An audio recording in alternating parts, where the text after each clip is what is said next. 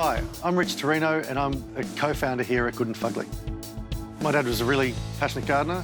I grew up with fruit and veg growing in our front and backyards. He would grow corn and lettuce and everything. We also had kind of mango tree and some fig trees and things as well.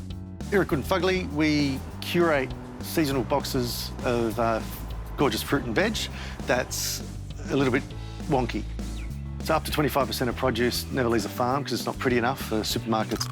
We buy that from farmers that would otherwise go to waste, even though it's super fresh.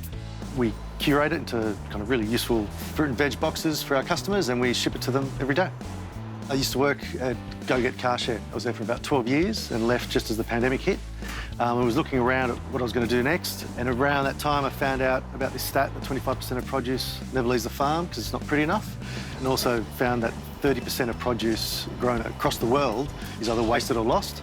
I thought maybe this is something I could get my teeth into, and I looked around, and it's actually being done overseas in the US and the UK. It wasn't being done here, so I thought give it a go and see if there's any demand, and we've been kind of blown away. There are a lot of fruit and veg boxes out there, and our point of difference is that we're rescuing this produce.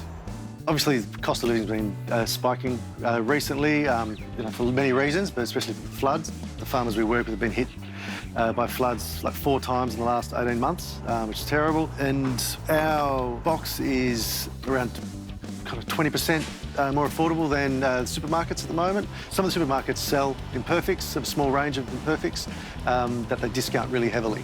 Our mission is to change people's behaviour and to eventually have Fuglies and normal produce all being sold together for the same price.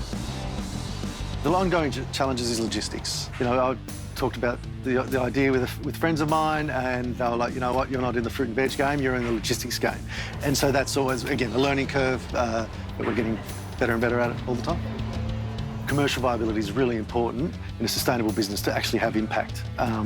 If something isn't as convenient or as affordable as the alternative, then not many people are going to change.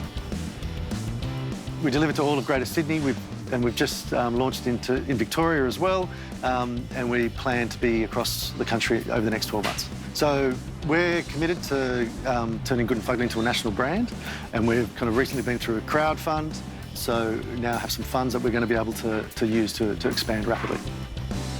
The advice that I'd have for young entrepreneurs is just do it. It doesn't have to be perfect. You make it better as you go.